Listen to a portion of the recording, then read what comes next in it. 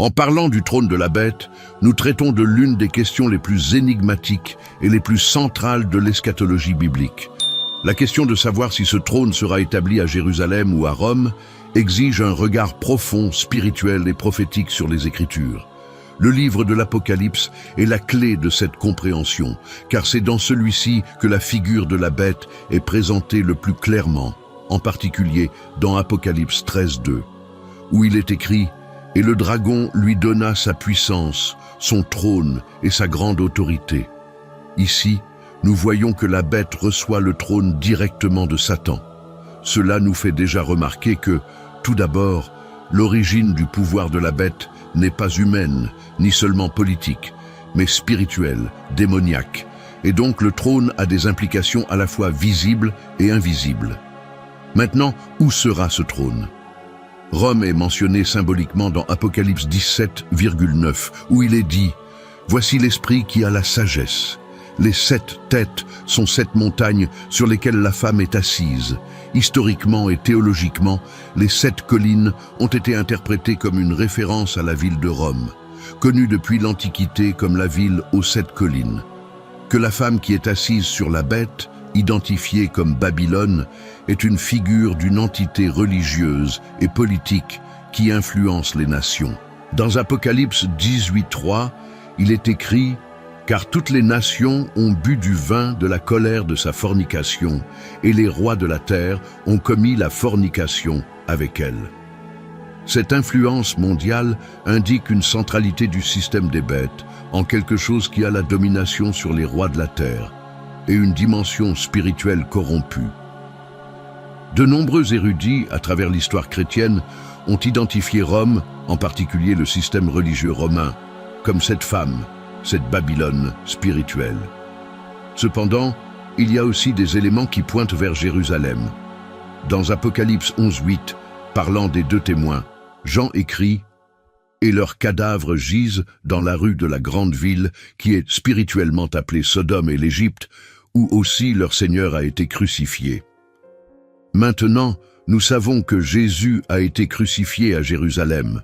Ainsi, ce texte nous montre que, dans les derniers jours, Jérusalem sera spirituellement comparée à Sodome et à l'Égypte, c'est-à-dire une ville corrompue et spirituellement pervertie. Cela indique que Jérusalem, bien que le lieu de la promesse et de l'alliance, sera spirituellement profané. Jésus lui-même a averti dans Matthieu 24:15 que lorsque vous voyez l'abomination de la désolation dont le prophète Daniel a parlé dans le lieu saint, c'est un signe que le temps de la fin est venu. Le lieu saint ne peut être que le temple de Jérusalem. Et Paul, dans les 2 Thessaloniciens 2:4, déclare que l'homme de péché s'assiera dans le temple de Dieu, voulant apparaître comme Dieu, c'est un fait clé. La bête, ou l'antéchrist, se manifestera à Jérusalem, s'assiérant dans le temple, usurpant la place de Dieu, accomplissant ce qu'on appelle l'abomination de la désolation. Le trône de la bête a donc un double aspect. Il y a une dimension symbolique et historique représentée par Rome, le centre du pouvoir politique et religieux qui, au cours des siècles, a influencé les nations. Mais il y a aussi une manifestation littérale, et finalement ce qui se passera à Jérusalem, où l'Antéchrist se manifestera directement. Cela accomplit le modèle biblique selon lequel ce qui a commencé à Rome s'intensifiera et sera pleinement révélé à Jérusalem, où ce sera la consommation de la tromperie et du jugement. Le dragon donne son trône à la bête, mais la scène de la bataille finale se déroule à Jérusalem, car c'est là que le Seigneur reviendra, comme le dit Zacharie 14:4. Ce jour-là, ses pieds seront sur le mont des Oliviers, qui fait face à Jérusalem à l'est. Par conséquent, il ne s'agit pas de choisir entre Rome ou Jérusalem, mais de comprendre que le système de la bête a des racines spirituelles et politiques qui s'étendent sur des siècles et des civilisations. Rome représente le pouvoir religieux et politique corrompu mondial. Jérusalem sera l'étape finale de la manifestation de cette puissance. La Babylone spirituelle aura sa base à Rome, mais son apogée prophétique aura lieu à Jérusalem. La bête utilisera à la fois les systèmes du monde et la tromperie spirituelle pour s'établir. Et c'est pourquoi Apocalypse 13:14 dit que le faux prophète séduit ceux qui habitent sur la terre à cause des signes qu'il lui a été permis de faire. Cette supercherie conduira les nations à adorer la bête et à établir son autorité, mais le jugement viendra. Car dans Apocalypse 19:20, il est dit que la bête a été prise, et avec lui le faux prophète, et que les deux ont été jetés vivants dans l'étang de feu, qui brûle de soufre. Ainsi, le vrai trône de la bête sera à la fois à Rome et à Jérusalem, car il réunit la tromperie mondiale et l'usurpation locale. Rome représente le système, et Jérusalem l'étape finale. Puissions-nous discerner ces temps, veiller et rester fermes dans le Seigneur. Car, comme le dit Apocalypse 3:11, « Voici, je viens bientôt. Garde ce que tu as, pour que personne ne prenne ta couronne. » Le livre de l'Apocalypse, écrit par l'apôtre Jean, est l'un des textes les plus profonds et les plus mystérieux de la Bible. Parmi les différentes images et symboles, la figure de la bête et le concept du trône de la bête occupent une place de choix.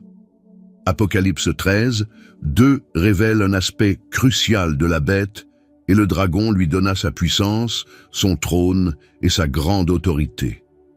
Ce verset nous fournit une clé pour interpréter l'origine et la nature de la puissance de la bête. Le dragon dont il était question ici est Satan, l'ennemi de Dieu et de l'humanité, qui dans sa lutte contre le Seigneur exerce son influence sur les systèmes du monde. Le verset indique clairement que le pouvoir de la bête n'est pas seulement politique ou humain, mais fondamentalement spirituel et démoniaque. Le trône qu'elle reçoit est donc plus qu'une simple représentation d'une domination politique ou territoriale. Il porte en lui une dimension spirituelle qui transcende les limites humaines, représentant le règne de Satan sur les nations de la terre. L'idée d'un trône confère à la bête non seulement une autorité politique, mais aussi un pouvoir religieux et spirituel. Satan, en tant que prince de ce monde, dans Jean 12:31, cherche à établir sa domination et à remplacer la divinité. Quelque chose qui est clair dans les Écritures, il veut être adoré et adoré, une tentative d'usurper la gloire de Dieu.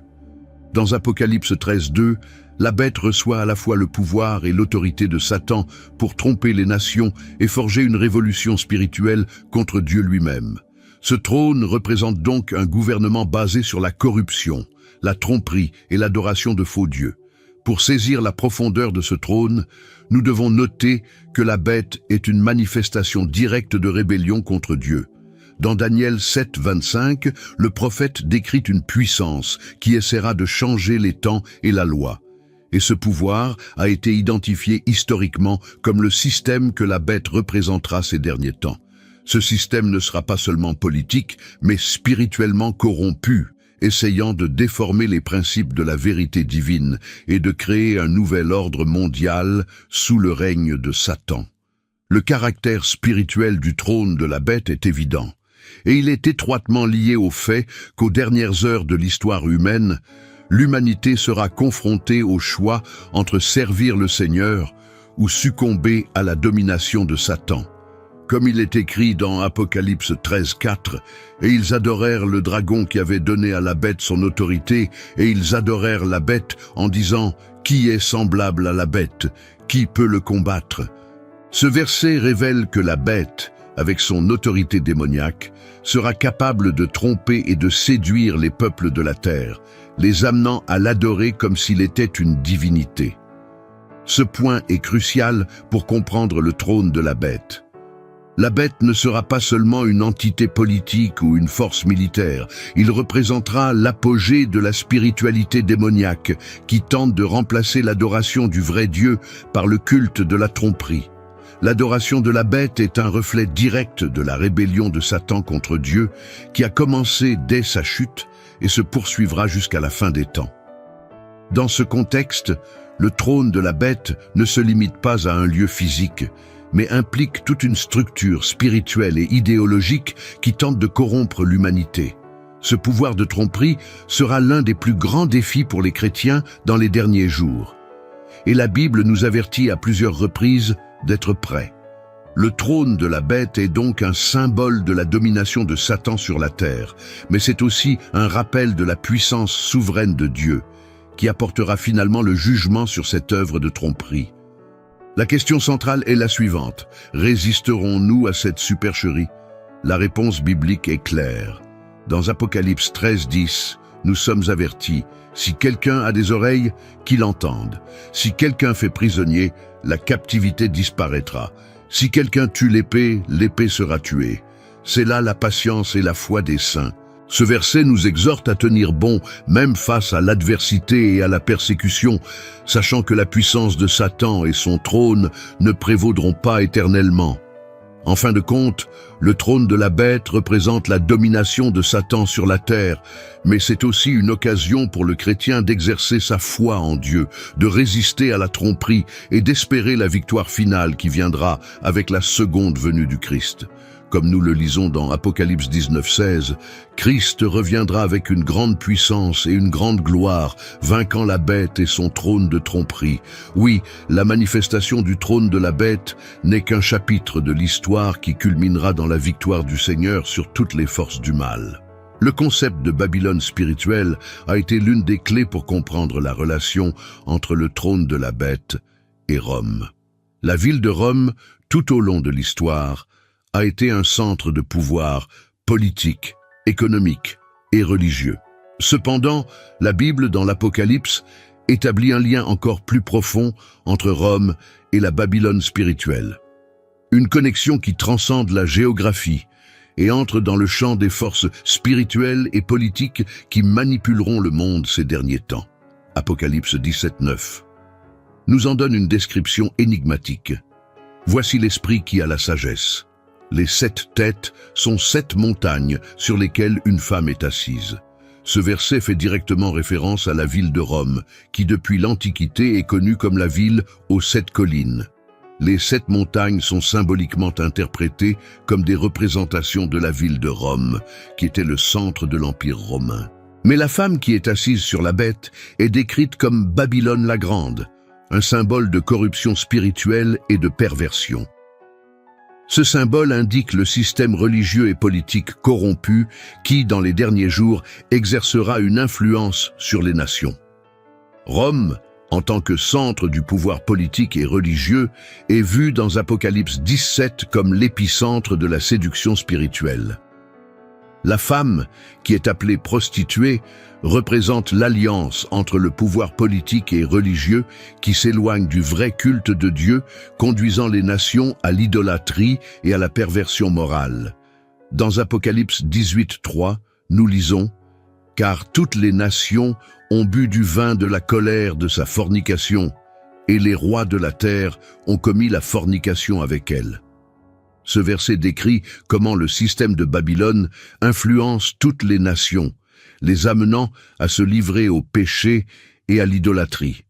Cette prostituée spirituelle est une métaphore de l'alliance corrompue que Rome, symboliquement représentée par Babylone, fera avec le pouvoir politique et religieux dans les derniers jours. Le pouvoir de Rome ne se limite donc pas à son domaine physique ou territorial, mais à une dimension spirituelle et morale. Babylone, telle que décrite dans l'Apocalypse, est une représentation du système mondain qui s'oppose à Dieu et tente de remplacer le vrai culte par une fausse religiosité. La femme dans Apocalypse 17 est décrite comme la mère des prostituées et des abominations de la terre. Apocalypse 17, 5. Une figure qui représente la corruption morale et spirituelle qui dominera le monde dans les derniers jours. Rome, tout au long de l'histoire, a été considérée comme l'épicentre de cette corruption spirituelle, en particulier à travers le système religieux qui s'est formé et établi sur son territoire. Cependant, nous ne devons pas comprendre Rome uniquement comme une entité géographique ou politique. Le véritable point de l'Apocalypse est que Rome symbolise un système spirituel qui domine les nations et les conduit à l'idolâtrie et à la corruption morale. Cela se reflète dans les systèmes religieux et politiques modernes qui cherchent à détourner les nations de Dieu et à les conduire à l'adoration de faux dieux. Le système babylonien est donc bien plus qu'un ancien empire. Il représente tous les systèmes du monde qui s'opposent à Dieu et influencent le monde à suivre le chemin de la tromperie et du péché. L'impact mondial de cette Babylone spirituelle est évident dans les paroles d'Apocalypse 18, 23. « Et la lumière de la lampe ne brillera plus sur toi, et la voix de l'époux et de l'épouse ne se fera plus entendre en toi, parce que tes marchands étaient les grands de la terre. Car toutes les nations ont été trompées par tes sortilèges. » Ici, nous voyons comment la Babylone spirituelle exerce un contrôle sur les nations et les trompe, les amenant à se détourner de Dieu et à s'engager dans des pratiques spirituelles corrompues. Cette tromperie sera une marque de la puissance de la bête dans les derniers jours, car elle ne se limitera pas à une force politique, mais aura une profonde dimension spirituelle qui séduira et trompera les nations. Le lien entre Rome et Babylone est donc essentiel pour comprendre la nature du trône de la bête. Le pouvoir de la bête n'est pas seulement un empire politique, mais un système religieux et politique qui est spirituellement corrompu.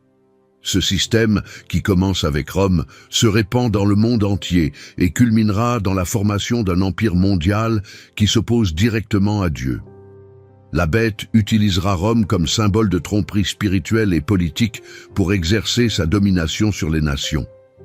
Cette puissance sera si convaincante et séduisante que, comme le dit Apocalypse 13.3, toute la terre s'émerveilla après la bête. Le système babylonien centré à Rome sera capable de tromper les nations en leur faisant accepter leurs pratiques corrompues et idolâtres. Ce sera un système qui cherchera à remplacer le vrai culte et la foi en Dieu par l'adoration de la bête et de son autorité. Enfin, il est important de réaliser que si Rome symbolise ce pouvoir spirituel de la tromperie, la Bible nous met en garde contre les dangers de ce système. Dans Apocalypse 18.4, Dieu appelle son peuple à sortir de Babylone. Et j'entendis une autre voix du ciel qui disait « Sortez du milieu d'elle, mon peuple, afin que vous ne participiez pas à ses péchés et que vous ne receviez pas de ses plaies. » Cet appel est un avertissement clair pour tous les chrétiens.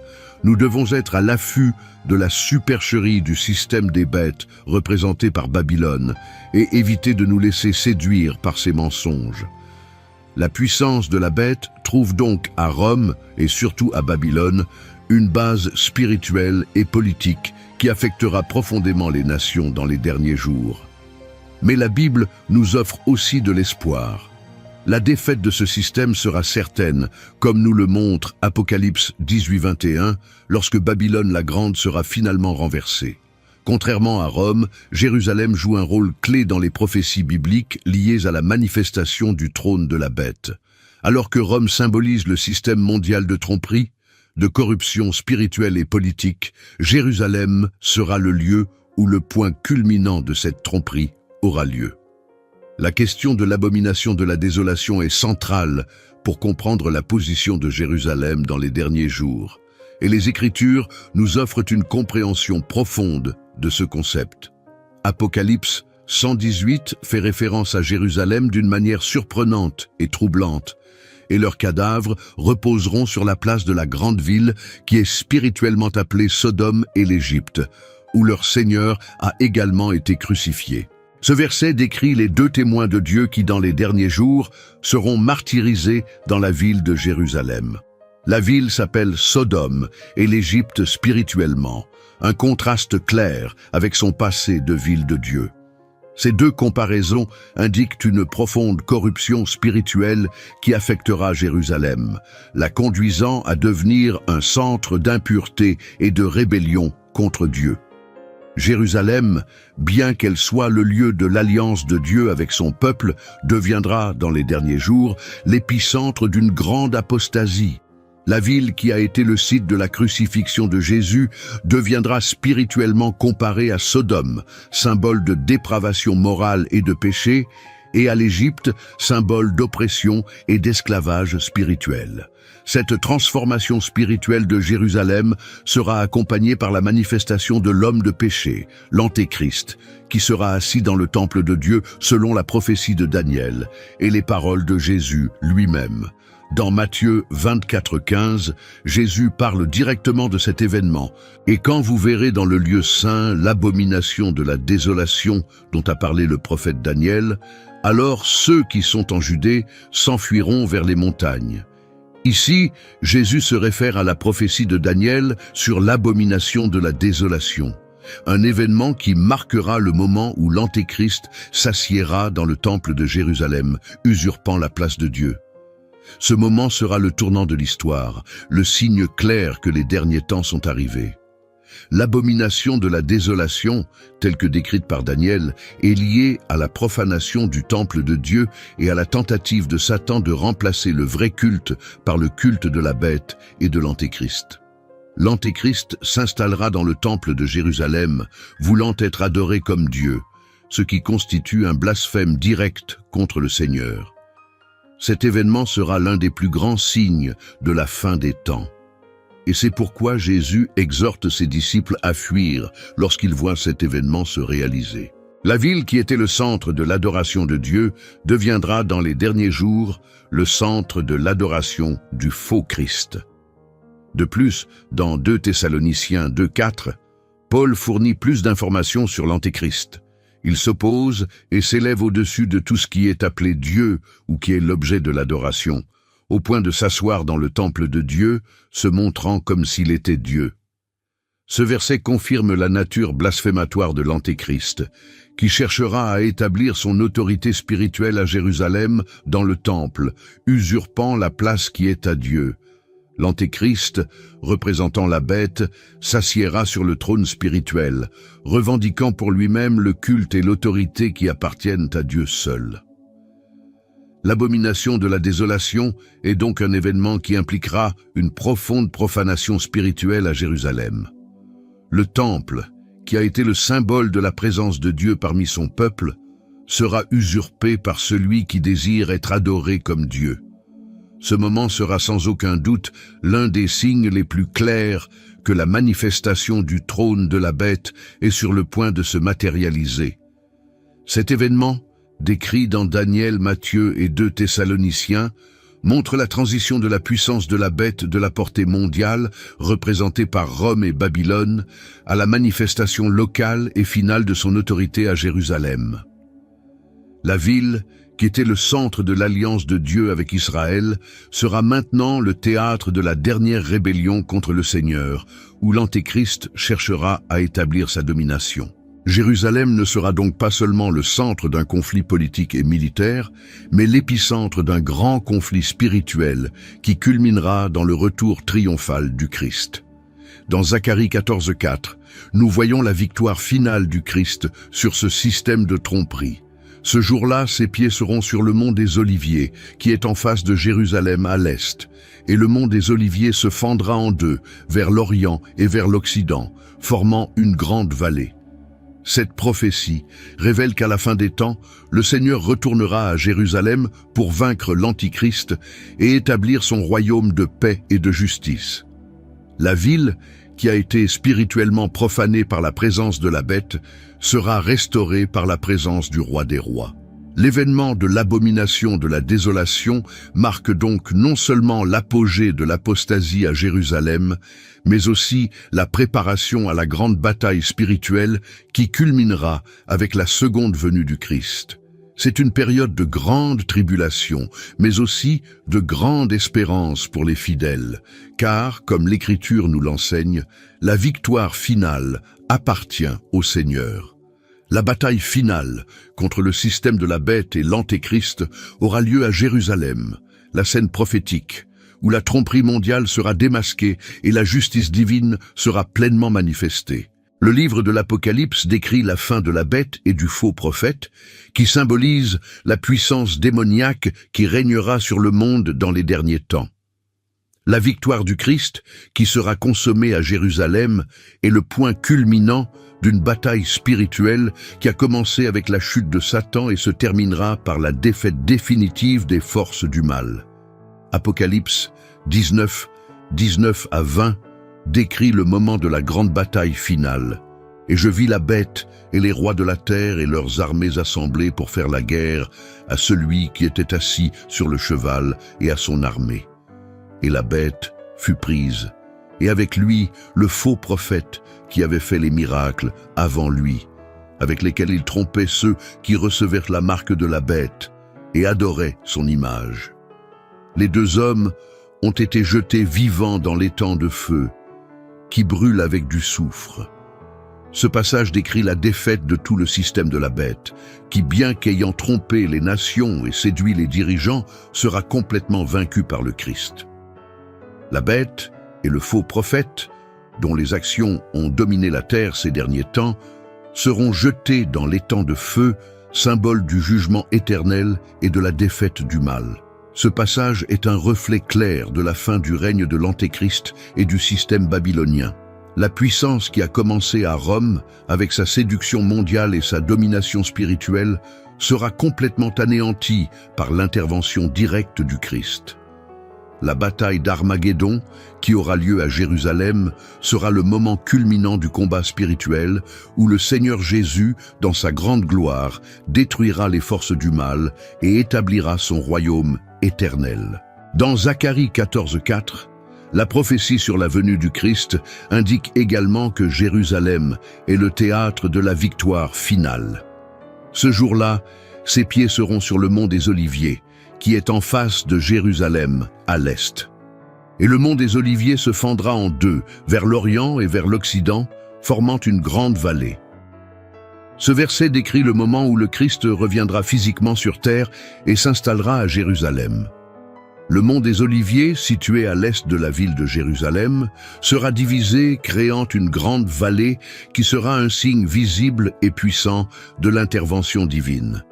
La venue du Christ à Jérusalem n'est pas seulement une action militaire ou politique, mais une intervention surnaturelle qui détruira les forces du mal, symbolisées par la bête et le faux prophète. Ce retour du Christ en tant que roi et juge sera le moment où il établira sa domination sur la terre et établira son royaume de justice et de paix. Le système des bêtes, qui semblait invincible, sera finalement renversé. Et la ville de Jérusalem, qui avait été le centre de la corruption spirituelle, sera restaurée comme lieu de culte du vrai Dieu.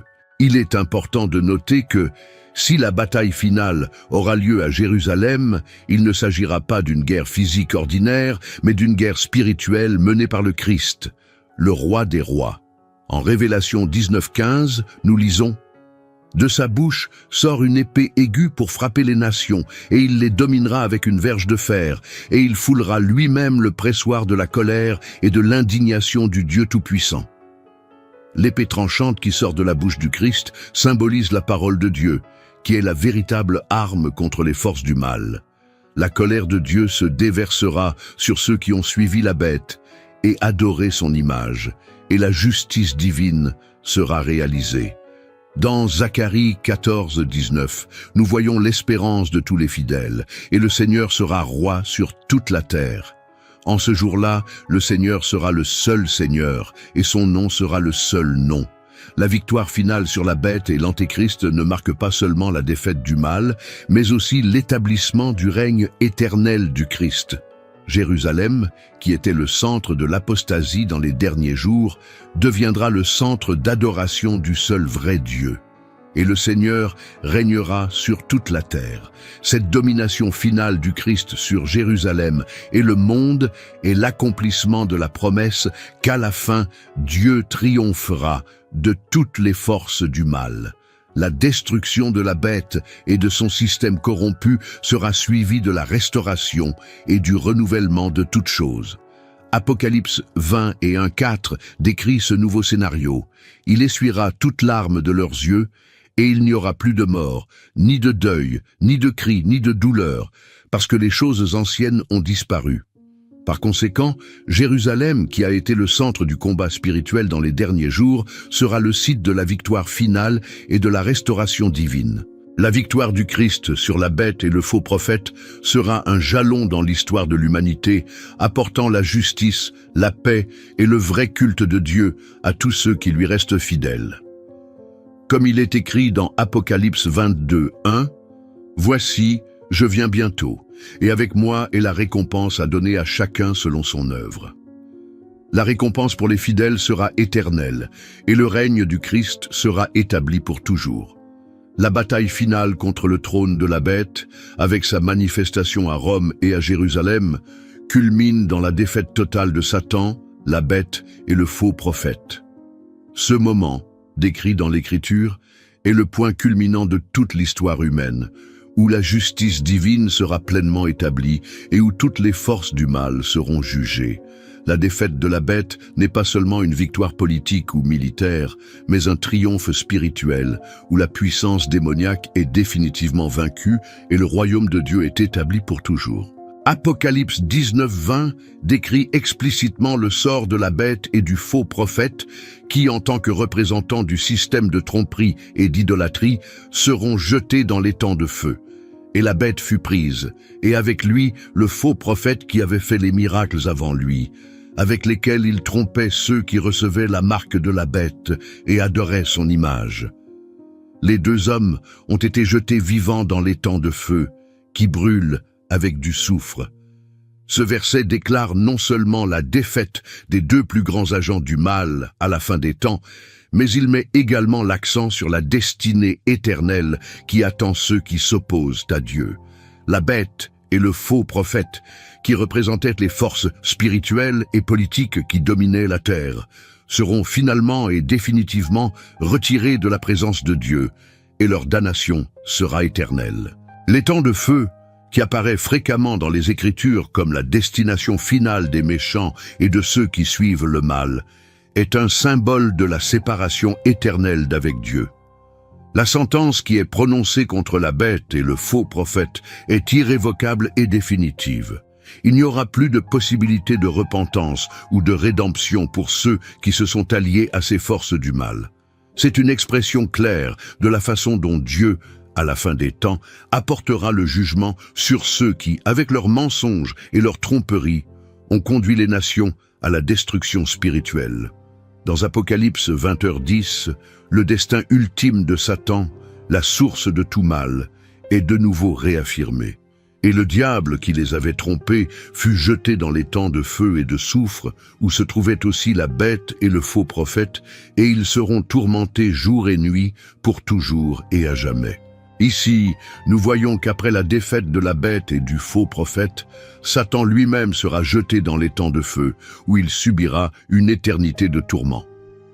Ce verset sert de conclusion au processus de justice divine qui a commencé avec la rébellion de Satan et qui culminera dans sa destruction finale. Le jugement de Dieu n'est pas seulement une punition, mais une restauration de l'ordre et de la justice. Dans Romains 12:19, Dieu nous dit « C'est à moi que je me venge, je rendrai, dit le Seigneur ». Cette parole de réconfort nous rappelle que, même si la méchanceté et la souffrance sont présentes dans le monde, le Seigneur apportera la justice. Le jugement de Dieu sur la bête et le faux prophète démontrent qu'il ne laisse pas le mal impuni, mais qu'il établira la justice d'une manière absolue et éternelle. Ceux qui se sont alliés au mal, qui ont cherché à adorer la bête et à suivre son système, feront face au châtiment de Dieu, tandis que les fidèles seront récompensés. Dans Apocalypse 20:01, le jugement final de tous les êtres humains est décrit lorsque le grand trône blanc sera placé. Et je vis un grand trône blanc, et celui qui était assis dessus, devant la présence duquel la terre et le ciel fuyaient. Et on ne leur a pas trouvé de place. Et j'ai vu les morts, grands et petits, debout devant Dieu. Et des livres ont été ouverts. Et un autre livre a été ouvert qui est le livre de la vie. Et les morts furent jugés d'après les choses qui étaient écrites dans les livres, selon leurs œuvres. C'est le moment du jugement, où tous les êtres humains seront appelés à rendre compte de leurs actes. Le livre de vie sera ouvert, et ceux dont les noms y figurent seront sauvés, tandis que ceux qui ne le sont pas verront leur destinée éternelle scellée. Ce jugement est la conclusion de toute l'histoire de la rédemption, où le bien et le mal seront finalement séparés, et où les fidèles auront leur récompense éternelle au ciel, tandis que les méchants feront face au châtiment éternel dans l'étang de feu. Cet événement, qui se produira après la défaite finale de la bête, marque la consommation du salut pour ceux qui ont suivi le Seigneur et du jugement pour ceux qui ont rejeté sa grâce. Le jugement final ne concerne pas seulement le destin individuel, mais aussi la restauration de l'équilibre cosmique. Dans Apocalypse 21, 1, 2, nous voyons la promesse d'une nouvelle création, où l'ordre ancien sera remplacé par un nouveau ciel et une nouvelle terre, où la justice et la paix régneront pour toujours. J'ai vu un ciel nouveau et une terre nouvelle, parce que le premier ciel et la première terre ont disparu, et que la mer n'est plus. Et moi, Jean, j'ai vu la ville sainte, la nouvelle Jérusalem, descendre du ciel d'auprès de Dieu, habillée comme une épouse parée pour son époux. Ce verset exprime la transformation finale qui se produira après le jugement, où Dieu créera un nouvel univers exempt de méchanceté, de corruption et de souffrance. En fin de compte, le jugement de Dieu sur la bête, le faux prophète et Satan est une réaffirmation de la souveraineté de Dieu. Il est le Seigneur de toute l'histoire, et même lorsque les forces du mal semblent dominer, il est toujours aux commandes.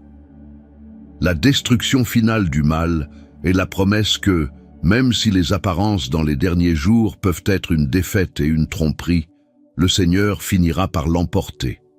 La grande victoire du Christ sur la bête sera une preuve de son autorité éternelle et de l'accomplissement des promesses de justice et de rédemption faites à son peuple.